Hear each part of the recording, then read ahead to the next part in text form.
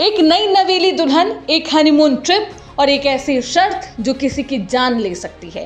सवाल सिर्फ एक, आखिर वो कौन सी शर्त थी जो राजा रघुवंशी की मौत का कारण बन गई? अगर वो शर्त ना मानी जाती तो शायद आज राजा जिंदा होता, लेकिन उसने मना नहीं किया और यही उसकी सबसे बड़ी भूल थी कि वो 11 मई को शादी हुई और 20 मई को हनीमून की फ्लाइट लेता है। लेकिन उसके पीछे का सच अब जब सामने आया है तो लोग हैरान हैं। आखिर ऐसा क्या हो गया था कि राजा रघुवंशी ने अपनी मर्जी के खिलाफ हनीमून पर जाने का फैसला कर लिया? एक और खुलासा हो गया है सोनम रघुवंशी और राजा रघुवंशी के हनीमून को लेकर। क्या कुछ हुआ है ये खुलासा बताएंगे इस रिपोर्ट में।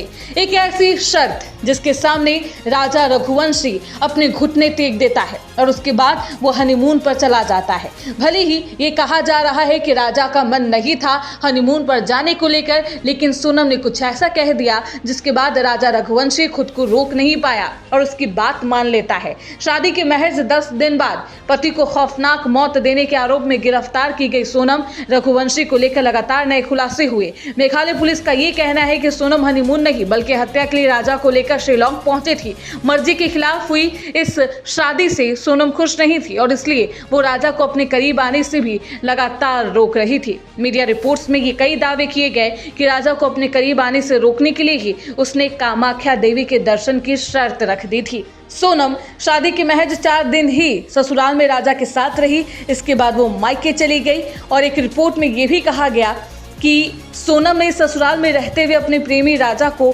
मैसेज किया था। राजा का संपर्क बनाना उसे पसंद नहीं था। ये चैट भी वायरल होता है। राजा और सोनम की शादी 11 मई को हुई थी। दोनों 20 मई को हनीमून के लिए निकल गए थे।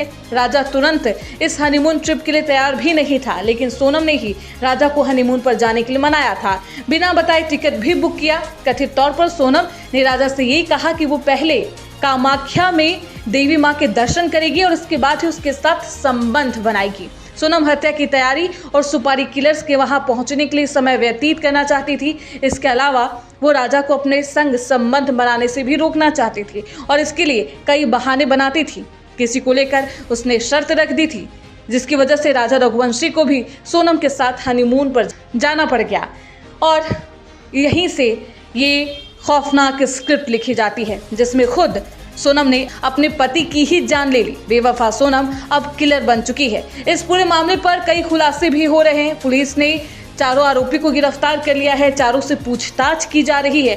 हालांकि चारों आरोपी ने अपना जुर्म कबूल कर लिया है। आगे क्या कुछ खुलासा होता है ये देखना बेहद दिलचस्प होगा।